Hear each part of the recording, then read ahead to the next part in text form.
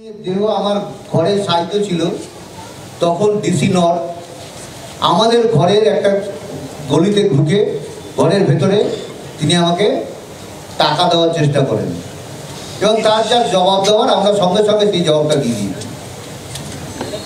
DC central Indira Mukhopadhyay বারবার press meet করে করে মিথ্যা কথা বলছি, মিথ্যাচারণ করছি। কারণটা কি, কি কারণে এরা করছেন এই জিনিসটা? তাই দিতে আমাদের একটা বিশাল প্রশ্ন আমাদের সবসময় মনে আছে। পুলিশের বিরুদ্ধে মৃতদেহ সৎকারে চাপ দেওয়া, মুখ বন্ধে ঘুষ দেওয়ার চেষ্টার মতো গুরুতর অভিযোগ তুলল মহিলার নির্যাতিতার পরিবার।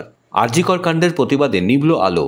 জুনিয়র ডাক্তারদের ডাকে সাড়া দিয়ে রাজ্য জুড়ে বেঞ্জির প্রতিবাদ আন্দোলন দেখা গেল। আলো নিভল ভিক্টোরিয়া মেমোরিয়ালেও। বুধবার আর.জি. কর কাণ্ডের প্রতিবাদে সামিল হয়ে বিস্ফোরক অভিযোগ নির্যাতিতার পরিবারের। পুলিশের বিরুদ্ধে মৃতদেহ সৎকারে চাপ দেওয়া, মুখ বন্ধে ঘুষ দেওয়ার চেষ্টার মতো গুরুতর অভিযোগ তুলল নির্যাতিতার পরিবার। আর.জি. কর হাসপাতালের প্রতিবাদ কর্মসূচিতে সামিল হয়েছিলেন নির্যাতিতার পরিবার। সেখানেই একের পর এক বিস্ফোরক অভিযোগ করেন নির্যাতিতার পরিবারের সদস্যরা। মেডিকেল টেস্টের আগেই কিভাবে আত্মহত্যার তত্ত্ব প্রশ্ন তুলেছিলেন নির্যাতিতার বাবা। তারা আরও বলেন, আমাদের ধাক্কা দিয়ে ফেলে মৃতদেহ নিয়ে চলে যায় পুলিশ। দেহ দেখতে বাধা দেওয়া হয়েছিল, বারবার প্রিন্সিপালের ঘরে যেতে বলে পুলিশ। নির্যাতিতার বাবা চাঞ্চল্যকর অভিযোগ করেছেন, একটি ঘরে ডেকে নিয়ে গিয়ে ডিসি নর্থ আমাকে টাকা অফার করেছিলেন, তারা যা উত্তর দেওয়ার আমি দিয়ে দিয়েছিলাম। পুলিশের বিরুদ্ধে মেয়ের দেহ হাইজ্যাকের অভিযোগ করেছে পরিবার। কেন মেয়ের দেহ সৎকারে এত তাড়াহুড়ো করছিল পুলিশ?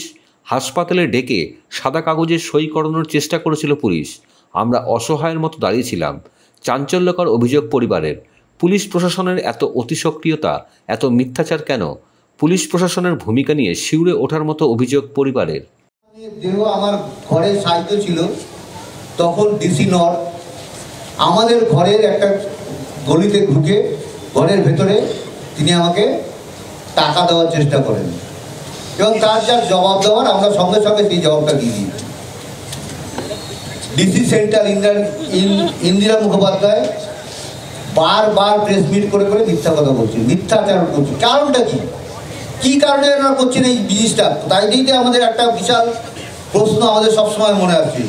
আমার এই সমস্ত প্রশ্নের উত্তর কে দেবে? পুলিশ প্রশাসন না হাসপাতাল কর্তৃপক্ষ, স্বাস্থ্য ভবন?